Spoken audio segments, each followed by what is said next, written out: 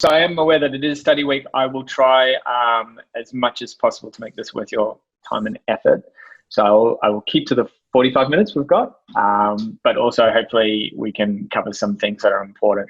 It's really hard, obviously, to make this applied, just as I mentioned. It is kind of hard to make this applied, but hopefully I can at least kind of maybe plant some seeds for some ideas.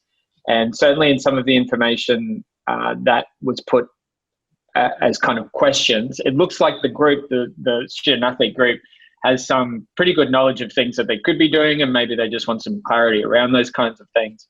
But also reading maybe between the lines of some of the messages. So when I started to see like all the things that students were asking, there seemed to be some common themes that we could directly address, and then also some things that were going in my head, in and around my head about, oh, these are maybe some other things that the group, as individuals, but as a group, seem to be kind of coming out a little bit. So maybe I'll try and touch on some of those things as well.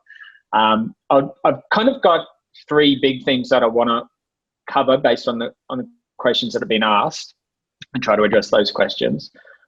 So what I was thinking I was doing is maybe talk around some of those points, and then at the end of each of those points, allow you guys to ask some questions or seek some clarity. And we'll see how that goes. But if you have questions during as well, obviously you can use the chat, or you, by all means, interrupt me. I think that this is supposed to be very informal. It's not necessarily an information dump, hopefully. And maybe it's for you guys to think about what you want to take and leave out of this session. So does that sound good? Do people know how to use reactions? If that kind of sounds good, can you just kind of click your reactions and, yeah, like a clapping in a hand? Okay, cool.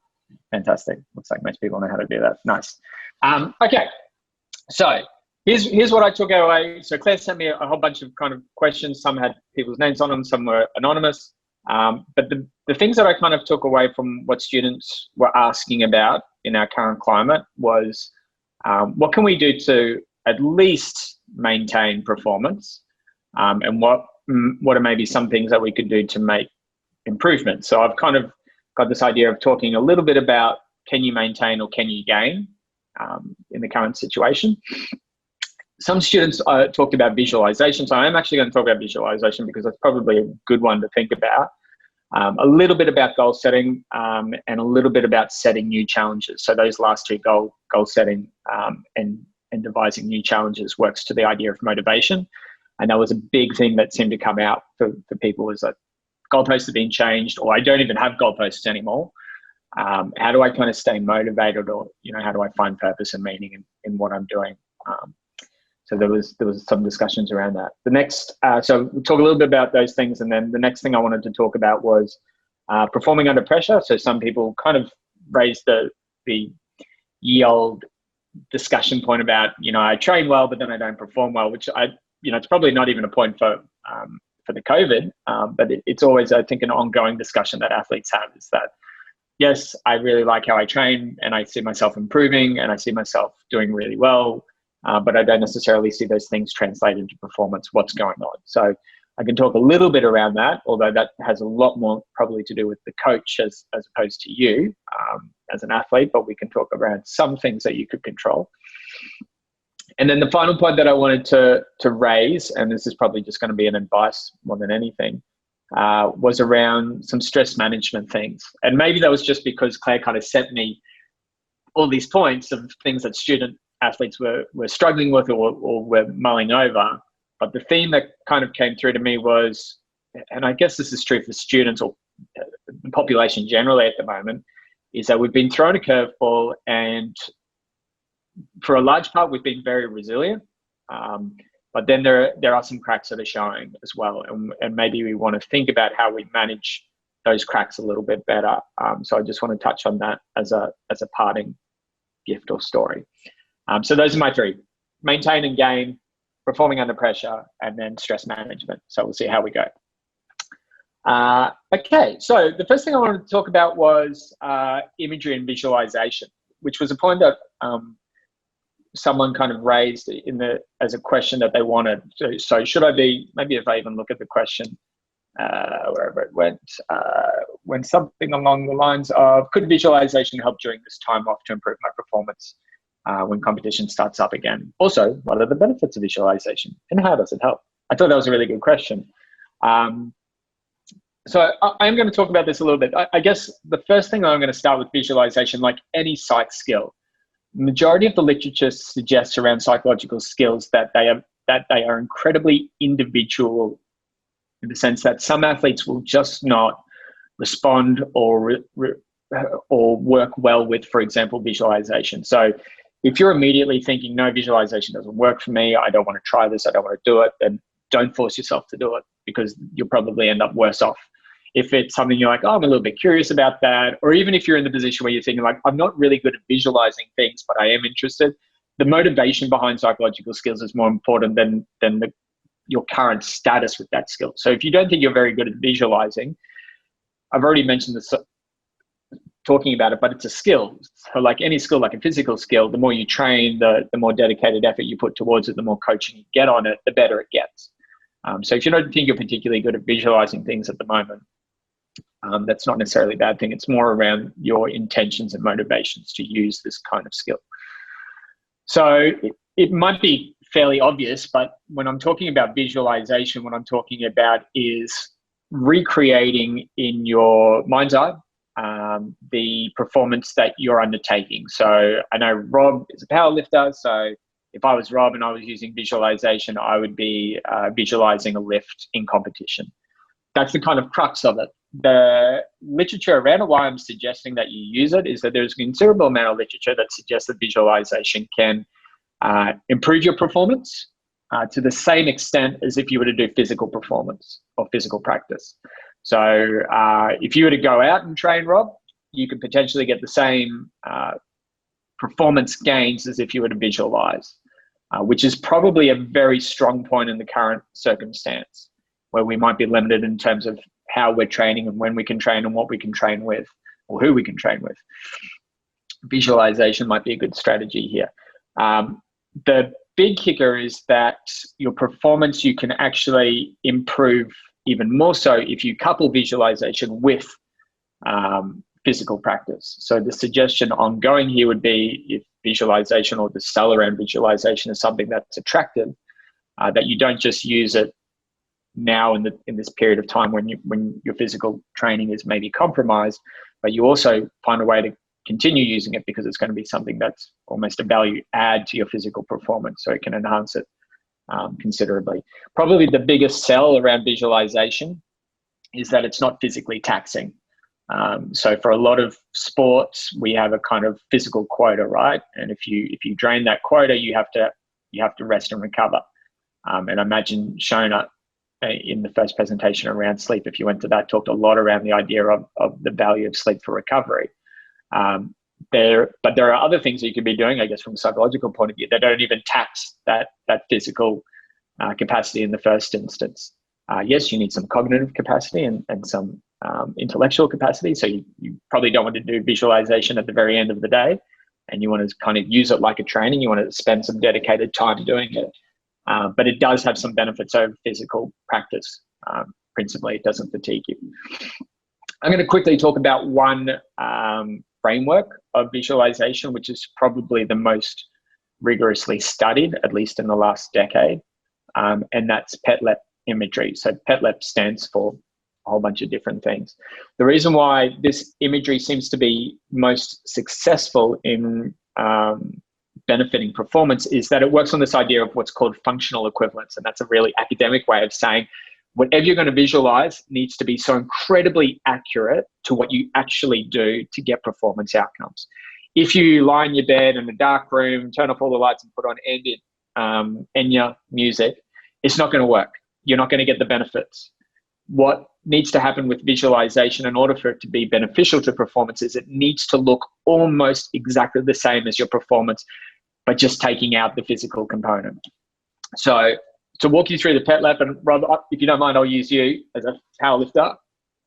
And obviously I have incredible powerlifting experience, but you can always, you feel free to chime in, Rob, if you think I don't get explanations right. But I'm going to try to use the PETLEP acronym to highlight how you would use visualization in powerlifting. So the first P in PETLEP stands for physical, and this is really about visualizing the physical movement. So if I'm doing a deadlift, for example, I'm making sure that I'm visualizing the whole component of a deadlift from the moment that I touch the bar and lift all the way into position, and then go all the way back down again and almost release the bar and maybe even move off the platform. So as much of that physical part of the movement that you can visualize, integrating that into your visualization. The E, so the next part, so PE, the E part of PETLEP stands for environment, which can be a bit tricky. So what we're trying to do when we talk about environment is to recreate the environment as much as possible. So if you have access to, for example, lifting platform, standing on that lifting platform, but this can also talk to things around creating environment, other aspects of the environment, for example, the clothes that you wear. So if you have particular performance clothes or a uniform, wearing those particular clothes. If you strap up, strap up. If you do anything that recreates that physical and environmental aspect is what you're trying to do with visualization. Again, if you're wearing baggy loose clothing or you're doing this in your PJs, it's moving further away from that functional equivalence. We're trying to make this look as much as possible like what you're actually doing. The task is recreating that complete task of what you're doing. So often what people make the mistake of doing when they do visualization is to break down a skill into real finite components and just really hone in on a particular aspect, usually something that they're not doing well. We wouldn't actually advocate that in physical training from a motor learning point of view. So we certainly wouldn't advocate it for the same reason in a visualization point of view. Movement skills, and particularly athletic movement skills, are really holistic. There is a lot of things that make up a movement. So trying to break that down will compromise how much of the other parts of that movement you're focused on. So from a functional equivalence point of view, you don't just focus on one part of a deadlift. When you do the deadlift, you do the whole deadlift. So that's what you want to make sure that you're doing with the task, which is the first T in PETLEP. There's a second T, which is timing. And a lot of the time when we talk about visualization, one of the benefits that some people will focus on is that you can kind of use this like a media player. You can pause and you can slow down and you can rewind. But the evidence seems to show that what you want to try to do with visualization is actually play this out in real time. So if I'm doing a deadlift, however long it takes me to do a deadlift, that's how long I want that to visualize, how long I want to visualize that movement. Again, think functional equivalence, the academic way of saying do things as closely as possible to reality. You wouldn't do a deadlift super duper slow in performance, and same for trying to visualize that. The next part of PETLEP is the L part of PETLEP, which is learning. And the learning is really referring to this long-term thing. So I kind of started off by saying, hey, visualization is really good for when you can't do physical practice, but it actually enhances your performance even more so if you couple it with physical practice. So think about this doing this long-term if you do it. That's the long-term component that I'm going to focus on when I talk about learning. Learning and physical practice really works on the idea that you start basic and you can become more advanced over time, right? You focus on, different kinds of strategies and skills to really make your performance better. Same thing is true for visualization. Don't always visualize the same thing that you were visualizing 10 weeks ago, because the hope or the intention is that you've developed skills and abilities and you're getting better. So you want your training, both your physical and your visual training, visualization training, to also get incrementally better. So you want that to be more dynamic. You want that to be more impressive, more challenging. For open sports like soccer, rugby, AFL, or for kind of judge sports, something like gymnastics and diving, maybe some of the winter sports as well, the idea of that kind of learning aspect might be a little bit more obvious. Rob, I imagine you could make some comment here, but I kind of wonder about the kind of ceiling on some sports in terms of kind of how dynamic and creative and critical you can be. But maybe it could also be around learning from mistakes. The E part, so the second E for PETLEP is around emotion.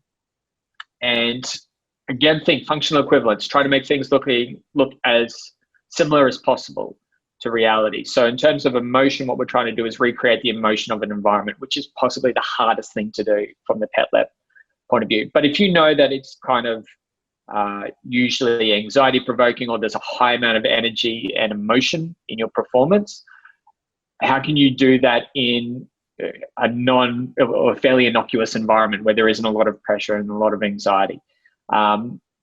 Another point that was raised by a student athlete that might be useful here is thinking about music. Music can be something that is useful in terms of trying to kind of create an environment that's very kind of G'd up and physical.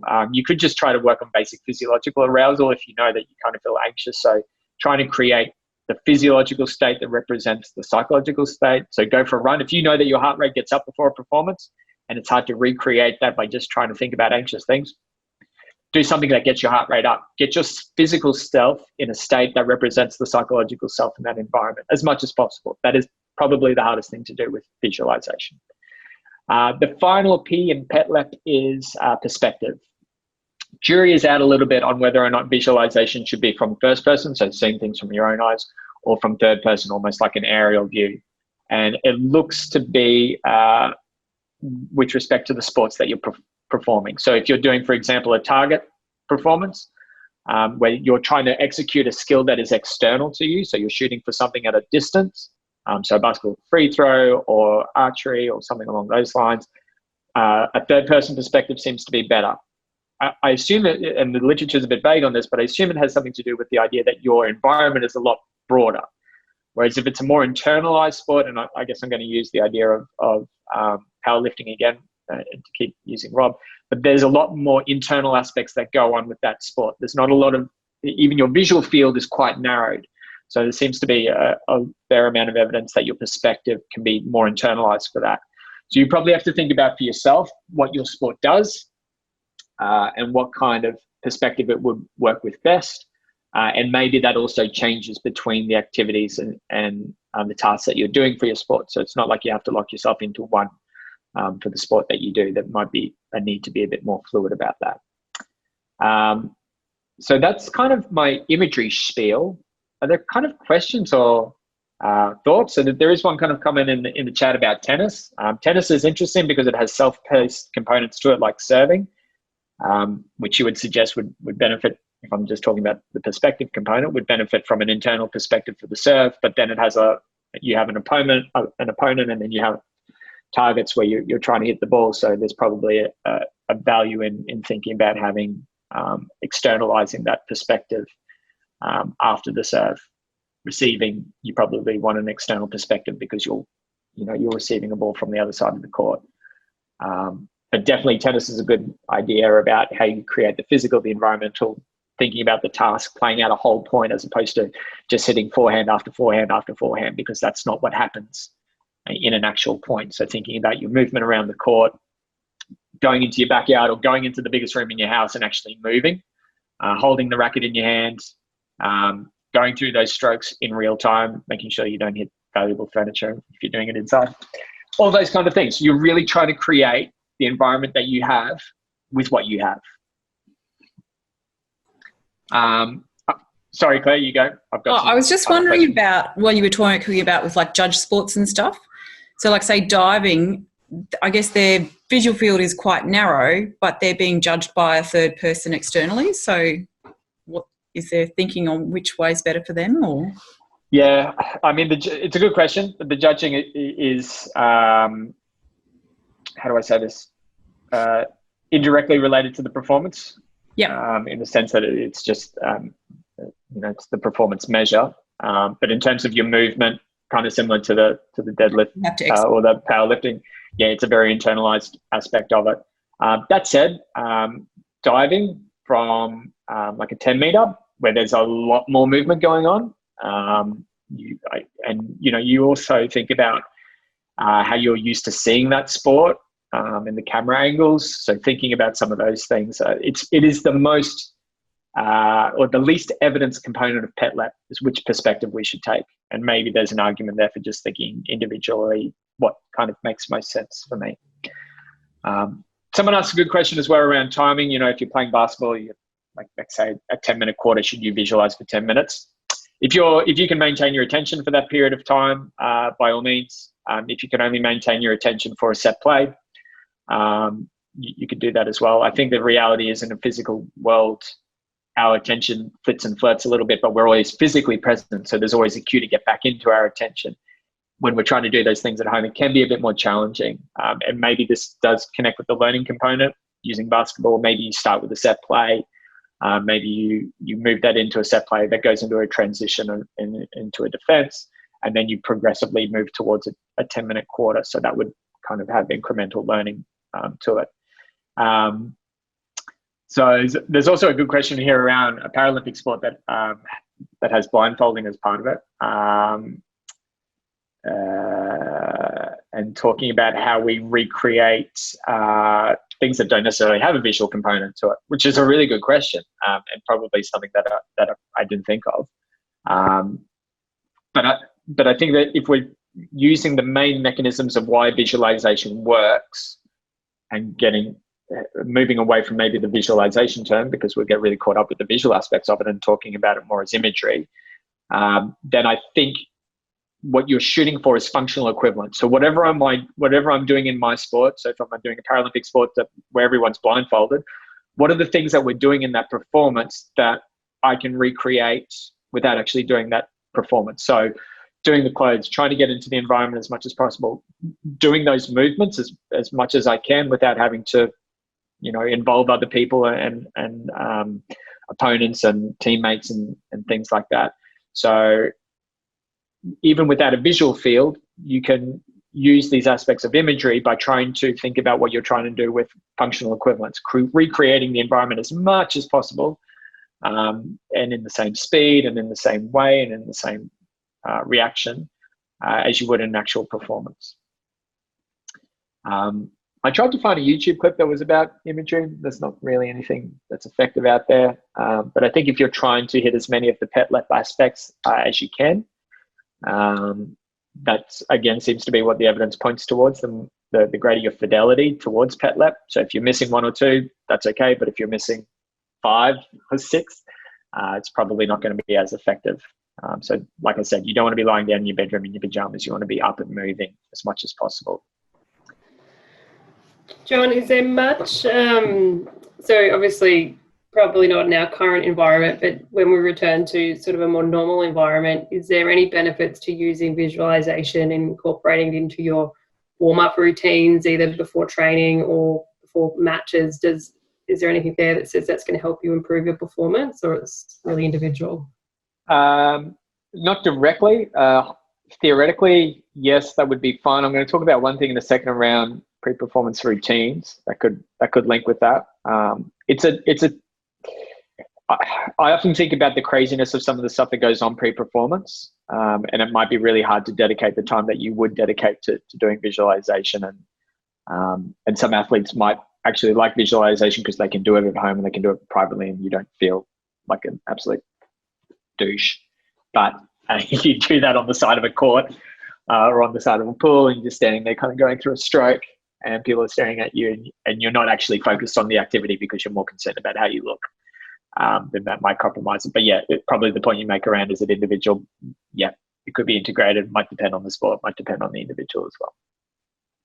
So that was probably going to be my big point for today. I'm noticing the time, but I'm probably okay with that in the light of this is probably the one psychological skill that seems to resonate most with the idea of not being able to train. So I'm quite happy to spend that amount of time. But if you have more questions about this, I can kind of stick around afterwards, or I'm happy for my email to be shared. The other point, there's 2 points to this, but the other point I wanted to raise around maintaining and gaining was around motivation. And a lot of the questions that we got asked seem to be around, well, what do I do when I don't know where the goalposts are or if the goalposts have moved? This is a nice kind of scenario of controlling controllables, right? So we've had a lot of things that were completely out of our control moved. And for some of us, we're still very unsure about where those goalposts are, or even if we're going to get those goalposts back, or what they're going to look like when they come back. So what we're trying to maybe focus on here now is pushing more of our controllables into our own corner, or making a greater focus on those controllables where we maybe didn't focus on them before. So 2 things I'm going to talk about are goal setting and setting new challenges, or thinking about new challenges for yourself. I'm going to really quickly touch on the literature around goal setting and what seems to be most beneficial to performance outcomes. and what might be valuable for you guys as athletes and as students maybe as well. The literature holds up for academic environments as well, where we're performing as learners. So the majority of literature seems to point to the idea that goal setting works best when you set what's called mastery approach goals. Mastery approach goals are goals that are referenced against yourself. So what did I do last time, and can I do different next time? And what the approach means is that you're trying to achieve better than what you did last time. So personal best is a really good example here. And for a number of us, we might be able to work on setting personal best goals, or trying to set goals that pit ourselves against ourselves from a previous time and trying to improve that. What we're trying to avoid doing is, and a lot of people might be inclined to do this in the current state, is to not set avoidance goals. I was going to say avoid avoidance goals, but that seemed too wordy. But we want to not set avoidance goals. And avoidance goals are things like don't get worse, or don't lose the gains that I've already made, or don't get deselected. So sometimes these are referred to as dead man goals. Like a dead man will always do better at these goals. A dead man will always not lose any gains, right? So what you want to try to think about doing with your goal setting is setting goals that pitch you as approaching something as opposed to avoiding something. These seem to work more on getting us greater amount of effort and persistence. And in an academic setting, it's the same thing's true. We try to encourage students to set goals that are around the idea of get a high distinction as opposed to don't fail. Don't fail encourages a particular, well, I'll give you a different example actually. The goal of setting, so having the goal get a pass and having the goal don't fail effectively have the same outcome in mind, but they have a very different set of behaviors that will align with them. The behaviors of don't fail aren't the exact same behaviors as get a pass. Get a pass is more effortful and will try to overcome obstacles, compared to the don't fail is trying to work on a very minimum competency, which can obviously, you get one hurdle, one obstacle, and then everything capitulates. So what we're trying to do is set goals that are around achieving things that are under our control, and moving towards success and layering on top of that success. Some people, if you've been taught by me, you would have heard the idea that I don't give two hoots about SMART goals. There is no evidence behind SMART goals.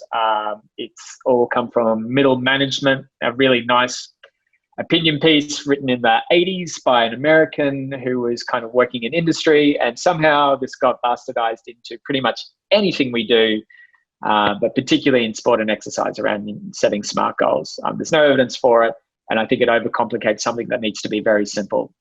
So things like get a PB or do better than last week, and you know what last week was, seems to be hugely effective for improving your performance. And that's pretty much all you have to do with goal setting.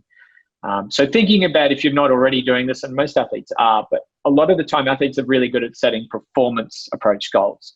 So come first, get selected, beat this other person, medal, place, whatever it might be, finish in the top 10. So these are all about other people's performances compared to yours. So I need another 9 runners to run this time and everybody else to run a slower time in order for me to get in the top 10. Whereas mastery goals are really about, well, what can I achieve with my abilities and my skill sets? It's a lot more controllable, reduces anxiety, and usually promotes a lot more effort and persistence. So that's my points around goal setting. Keep it simple is probably more the focus rather than SMART goals.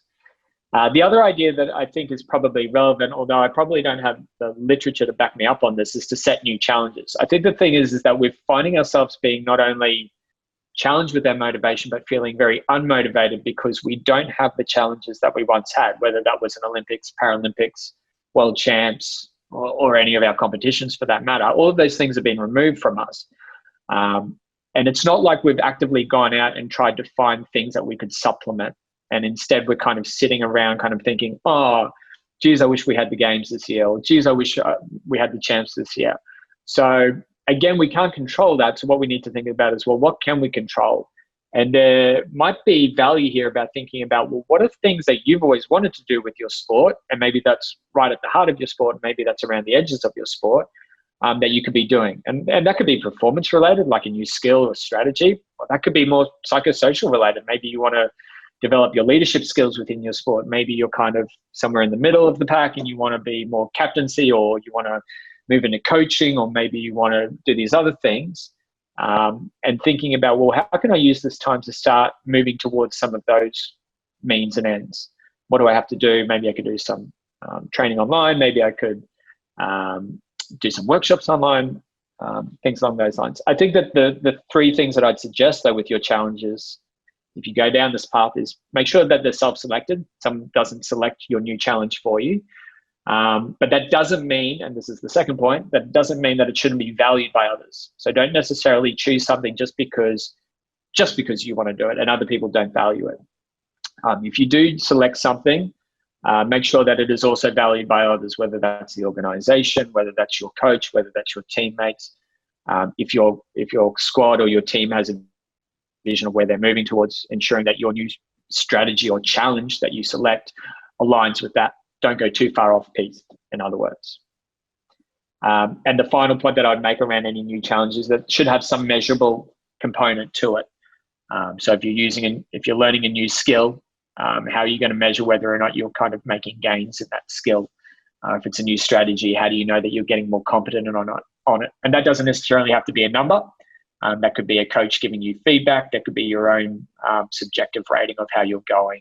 But having some way of measuring whether or not you're doing well on this.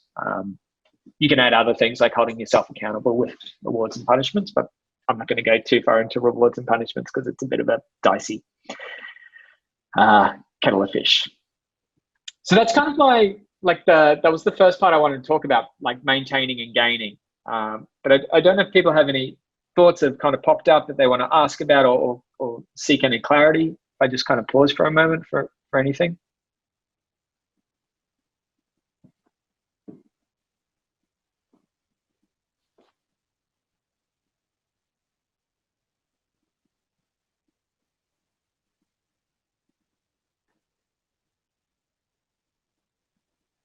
And I'm conscious people might be writing things in the chat, so I'm happy for them to keep writing, and I can always come back to addressing things. But I'll keep going. If you have questions, we'll stop again at some stages. But that was probably the main point. Again, I'm conscious of my time, but I'm quite happy that we've kind of spent the majority of time thinking about how you actually at least maintain your performance, maybe some things that allow you to get some gains, maybe now, but also maybe when we return to reality, opportunities to think about how you enhance your qualities and your abilities as an athlete, full stop, let alone during COVID. Okay, the second point I was going to talk about was performing under pressure, which isn't necessarily something that's specific to the COVID scenario, and it's maybe just some opportunities for people like, oh, we've got a psych in front of us, let's talk about the number one thing that I think comes up for a psychologist is, how do I perform under pressure? We actually have a whole unit on this in the Masters of High Performance Sport. It's one of the degrees that we offer at ACU. And the majority of what can be done to support athletes to perform better under pressure is coach. What the coach does, how they design training, how they communicate with you, how they work with you. So that's kind of great. What do I do as an athlete? There are a handful of things that you can do as an athlete, but really know that your performance under pressure comes down to whether or not your coach is designing things that reflect what actually goes on in performance, or if you're just kind of doing the same drills over and over, if you've kind of got pressure-filled environments and things like that. I'm going to talk a little bit about that because I think there's some things that you can do as an athlete to design your own training, and maybe you have opportunities to design your own training anyway. So I will talk to those, but I'm going to talk about the thing that seems at least most evidence-based, but it is also very specific to certain sports. So there's some people that just unfortunately this suggestion is not going to be relevant for. So this suggestion is predominantly for self-paced skills. So when I talk about self-paced skills, I'm talking about Rob with his powerlifting, where he can choose when he starts the performance. But this also holds true for other sports. So I know we had tennis, so it's talking about a tennis serve. It's talking about free throw in basketball. It's talking about diving, which we've talked about. There can be some components of more traditional open sports that have self-paced components to them, but they might be few and far between. But a mark in AFL, kicking a goal, is self-paced. You get to choose roughly when that starts. You've got time limits for these things, same with tennis serve, but generally speaking, within that structure, you can choose. You have some choice about when it starts. So the evidence seems to be that pre-performance routines compared to not using pre-performance routines will lead to better performance long-term in self-paced tasks. So as an example of this, there's a really nice study that was done with Aussie rules footballers, where they randomly allocated a whole bunch of equally skilled athletes to pre-performance routines, and then some athletes didn't get pre-performance routines. And those who got pre-performance routines enhanced their performance and also reduced anxiety, which is, performing under pressure. Pressure is we're really talking about anxiety. So there's some good evidence here. That evidence has been carried over in a number of studies. There's actually a meta-analysis that looks at pre-performance routines and kind of confirms what I'm talking about. So what are pre-performance routines? Pre-performance routines are a structured, systematic approach to self-paced skills before the performance kicks off. So going through the same cognitive and behavioral techniques that you would for that skill every time, each time, regardless of whether it's a training scenario, a visualization scenario, so you can actually move pre-performance routines into visualization as well.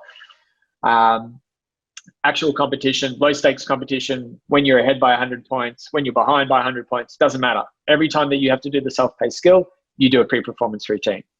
What kind of pre-performance routine?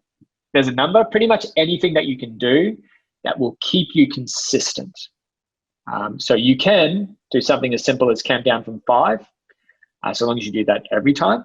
And that might seem really basic, but the evidence suggests that if you do that, and that was one of the conditions in the Aussie rules study that I talked about, they had some athletes just count down from 5, and they performed as well as people who did other pre-performance routines, and they performed better than people who didn't use pre-performance routines.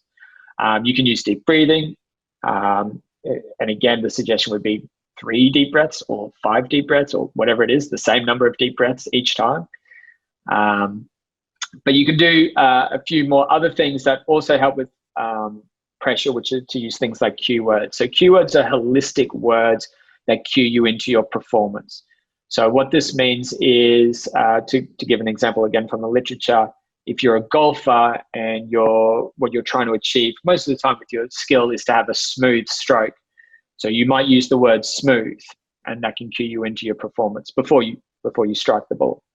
What we're trying to avoid is explicit words. So for example, again, using golf, words like backlift, hit, follow through are really bad cue words to use because they manualize a skill. They move you out of implicit learning, so that automatized movement, and get you into more manualized movement and can make things really stilted. So if you're going to use cue words, what you want to make sure is that it's a word that encapsulates the whole movement or the kind of the intention of that movement. So again, I'm giving a lot of stuff to Rob only because I know he's a powerlifter. But for a powerlifter, it might be something like stretch or push.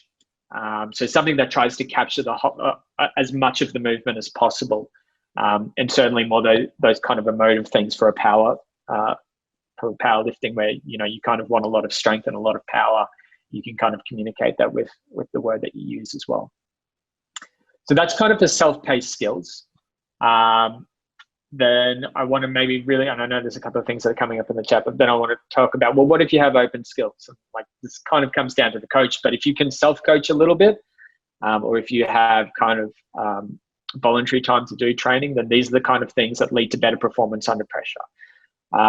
And they kind of work with each other. So they talk about having representative training, so having your training look as much as possible like your actual performance. So bit tricky nowadays with team sports to do that, but maybe it's achievable to some extent, and certainly with some of the skills that you might be able to practice, recreating the environment as much as possible. Kind of works a little bit with your pet lab stuff as well. Constraint-based training. So what constraint-based training is taking things, or as the title suggests, constraining parts of your training that make things more challenging. So for example, in an open sport like AFL, constraint-based training would be to have, if we're focusing on defense, to have less defenders than attackers, which isn't necessarily representative of the real scenario, but it creates a certain condition which makes it more challenging for the defenders and puts them under different pressures that they then have to problem solve to work out. So thinking about for your sports, what are the things that I can manipulate that make this activity harder? So, sorry to keep going to Rob, but you have a certain time to execute your performance. So I'm going to shorten that time to put myself under more pressure to make the constraints of my performance more challenging. So thinking about what you can do with your own training. What can I do to alter the way that I'm training to make this more challenging? Because this is what represents pressure, right? We want an environment that's more challenging in training in many respects than the real world. Because then when we get to the real world and there's that anxiety, I've trained under a lot of pressure. I've trained under a lot of constraints. This is kind of easy, or at least equivalent to that experience. The other thing that you can do is what's called pressure-filled training, which is actually more of a psychological approach, which is to design your training in a way where you have consequences for things that you don't do well, and so for punishments in a way. So this is probably a little bit more advanced, but you can potentially see how representative training, constraints-based training, and pressure-filled training might layer onto each other, and whether or not you have a coach to facilitate that. I am conscious of time, and those are my two key points I want to talk about: is maintaining and gaining, then performing under pressure. The only other thing that I wanted to touch on was the sense that there's a lot of stress within the group, and that might just be because you have an opportunity to talk to a psychologist. But I would think about what you can do to maybe better manage stress levels. And the one suggestion that from an evidence-based background that I'd like to push is maybe looking at some mindfulness techniques if you haven't already looked at mindfulness. Mindfulness is pretty big in sport. It doesn't contribute to your performance, but things that there's not much you can do with relaxation that contribute to performance unless you have a sports where relaxation is really important, like shooting, where you shoot between heartbeats. So you want to actually have relaxation as a part of your performance. Most performances, we want a heightened state of arousal. But mindfulness you can be anxious, but also perform. And that's, I think, the value of mindfulness to an athlete, is thinking about using strategies that, yes, I can become more aware of my psychological state. I can be aware that I'm anxious. I can be aware that I'm stressed. I can be aware that I'm depressed. I can be aware that I'm unmotivated, but I can still do. So I can still train, I can still visualize, I can still do my studies. And there's a whole bunch of apps nowadays that are useful for that. You can tap into, I think there's a Calm app, and there's probably some free apps that are going around mindfulness. But I think anything across the board that focuses on that idea of non-judgmental present-mindedness, which is what mindfulness is, would be reasonably good. So that's kind of my parting thought, that the first 2 points that I've been focusing on seem to be more what student athletes seem to focus on. Sorry, that was a bit rushed. Any questions from the field? I'm conscious of time. I'm going to read the chat, but are there any questions that people have?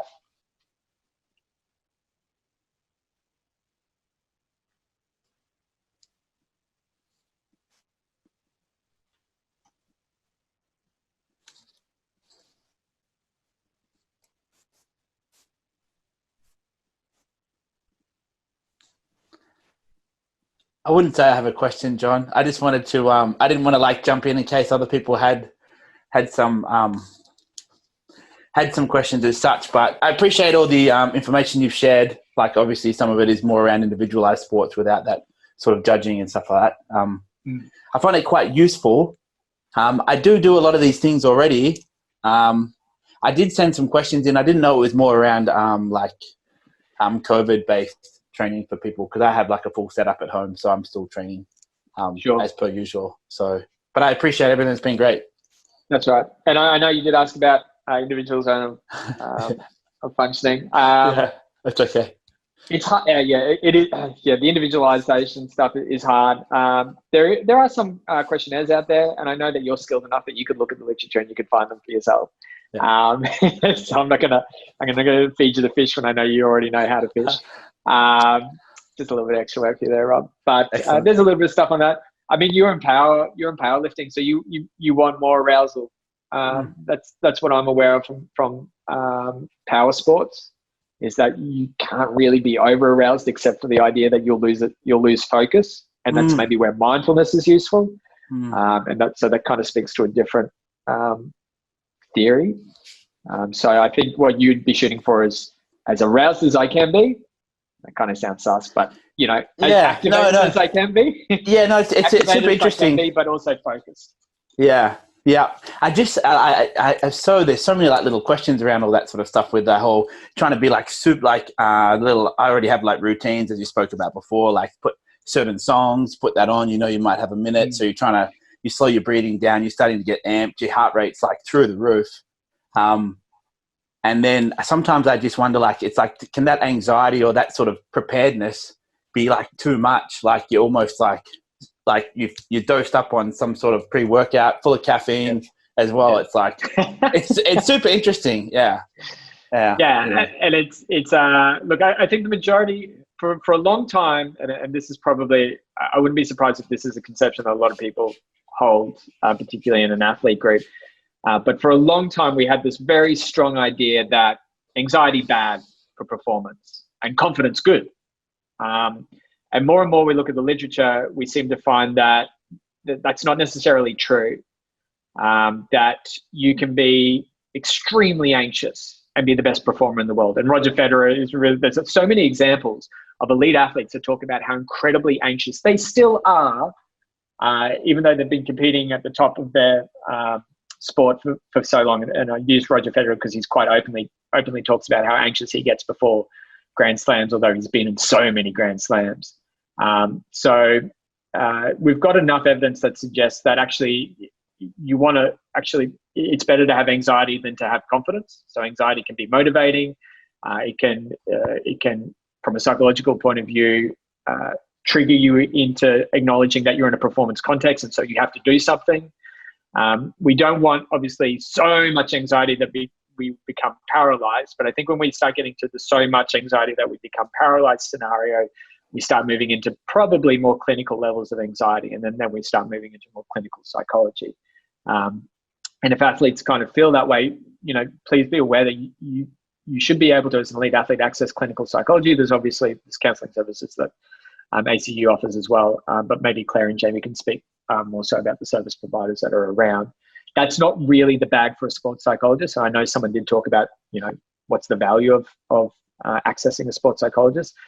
It's mostly to talk about what I've talked about, focus on performance. But if clinical experiences are getting in the way of that, then you can obviously do things to try to address that as well. And I think we have the same incidence or prevalence of mental health in an elite athlete population that we do in a general population. So I'd expect, at any one time, that of our athletes will have a clinical level of some kind of psychosis or neurosis.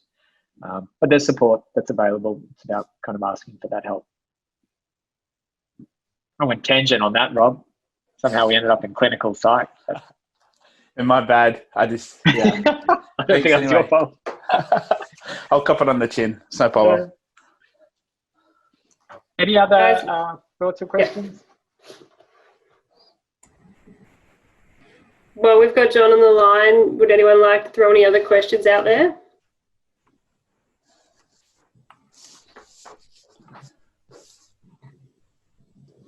All right, if nothing's coming through the chat, we might call it a day there, but thank you so much for sharing all of those insights. I think there's some fantastic takeaway points for, as you say, training now in our current environment, but also when we return and helping improve performance. So guys, we will follow up and put some information in the Facebook event, just so there's some contact details there. If you do have any follow-up questions, feel free to reach out to myself, Claire or John. As John mentioned, there are some services out there through the university's counselling services and also through the mental health referral network through the AIS. So if you're a categorised athlete, you already have free access to those services, and we can help you with how to get in touch with them, and whether that's wanting to speak further about exploring sports psychology and how that can help you in terms of performance or more on the clinical side of things. If you're not a categorised athlete but think you would like to access some of these services, please reach out to myself or Claire, because there are other avenues, and we can put you in touch with people within that AIS referral network. So we can still get you set up with someone in that network in your state if it's of interest to you. So feel free to reach out to us, and thank you, everybody. Thanks, John. Thanks. Thanks, guys. Have a lovely rest of the day and good luck with exams. Thanks, guys. Cheers. Thank you. See you later. Bye. Thanks.